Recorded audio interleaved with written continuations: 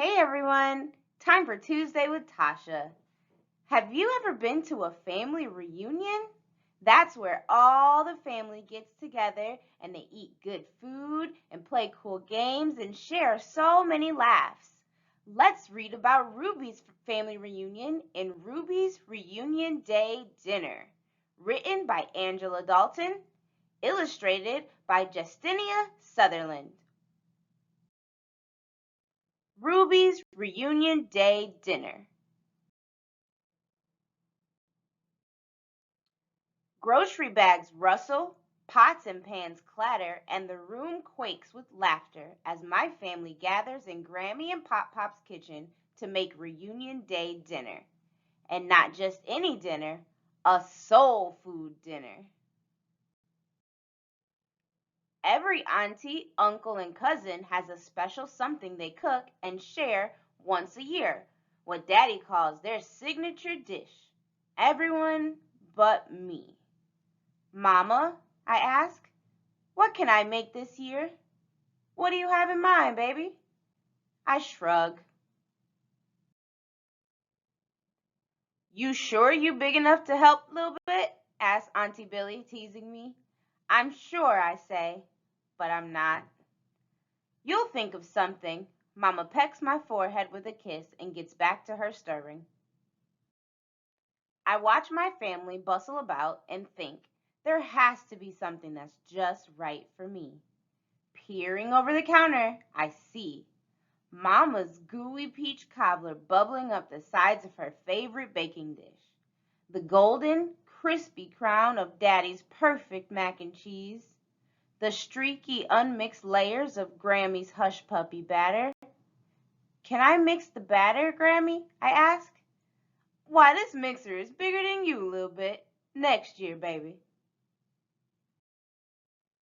Wandering to the stove, I hear the crack and sizzle of chicken and catfish frying up in Pop Pop's iron skillet, the sharp whistle of red beans boiling in Uncle Mope's pressure cooker, the slow babbling of collard greens simmering in Auntie Patty's large stock pot. Can I stir the greens, Auntie Patty? I ask. Stove's too hot. You might hurt yourself. Next year a little bit. Sneaking sniffs around the food table, I smell the sugary scent of marshmallows melting on top of Cousin Irene's sweet candied yams, the spicy perfume of cloves from Uncle Red's glazed maple ham, the reek of onions Uncle G's preparing to fry. They may be tasty, but they sure do stink. Can I help cut the onions, Uncle G? I look up to his face. I know, I sigh. Maybe next year. My mouth waters as I head outside, just thinking about the zing of Auntie Lena's pickled okra that crunch when you bite them, the tang of Cousin TT's homemade hot sauce that stings my tongue just right, the perk of sweet juice from Auntie Billie's grilled corn. I sit on the back steps, head bowed, shoulders slouched.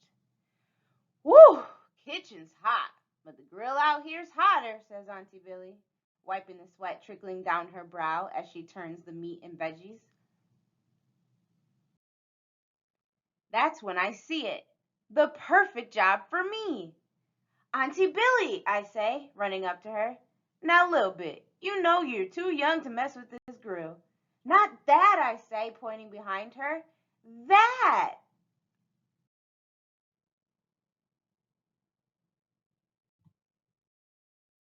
Picking lemons so yellow they make my eyes squint, I press and roll them hard to loosen the juice before Uncle G helps me cut and squeeze them.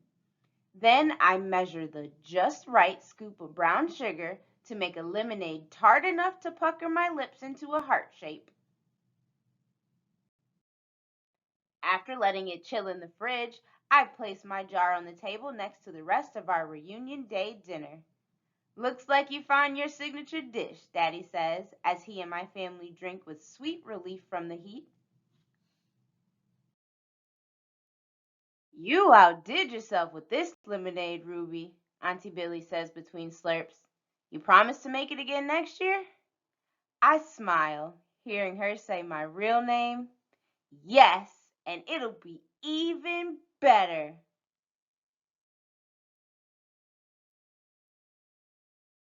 Ooh, that sounded like a wonderful reunion day dinner. And Ruby did her part to help make the drink for everybody when they were so hot and sweaty. So that's so wonderful. Even when you're small, you can make a big contribution. Thanks for tuning in. Make sure to like and subscribe. See you next week.